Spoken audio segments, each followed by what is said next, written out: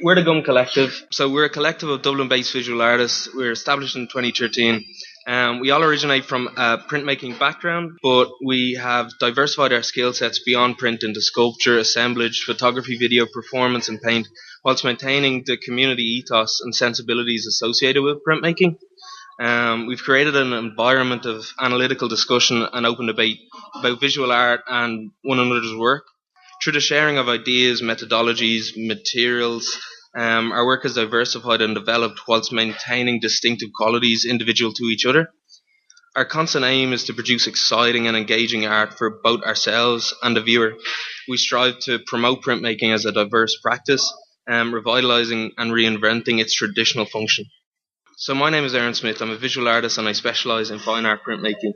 My work interrogates and explores themes such as gender, masculinity, relationships, emotion and difficulty. An example of this would be my titleless artist book.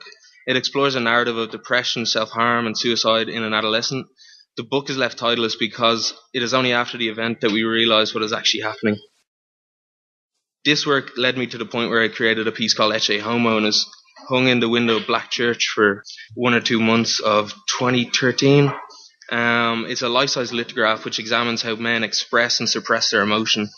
It speaks once again of difficulty brought on by social culture and historical ideologies of masculinity. I work primarily in the medium of stone lithography, often combining it with other mediums such as silkscreen, collagraph, stitch and plaster casting. I try to use printmaking not merely as a reproductive process as it is often used, but one which produces unique qualities and affords distinctive and unequaled possibilities of image making.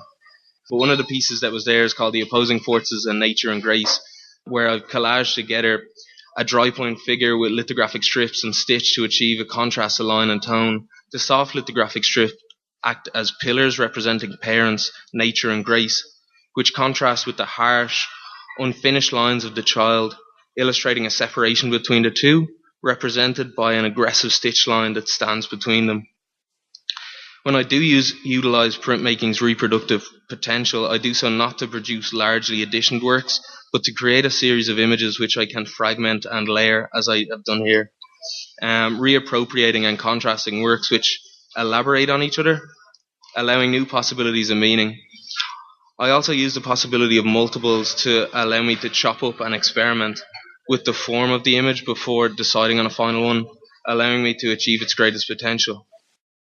I'm also interested in themes of identity, existence and being. My work often deals with these subjects, balancing images somewhere between what is real and what is perceived, the possible and the impossible. In more recent work, I have experimented combining works with cast plaster forms, making the prints engage in a physical space.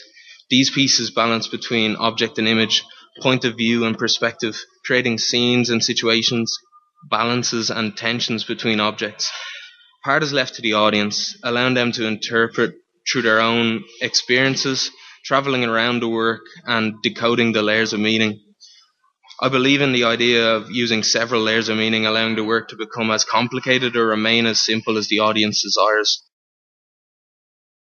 These are qualities that I also explore in my two-dimensional works, creating ambiguous scenes wherein there are balances and tensions between figures. They engage in an almost theatric-like interaction, a movie still, where your gaze is drawn between characters in an attempt to understand the scene you've just interrupted.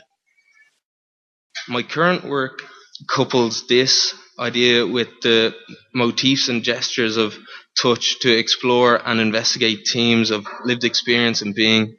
Once again, looking at figurative interactions which reflect upon relationships, intimacy, and the search for understanding, speaking of both the tenderness and toughness of this temporal place.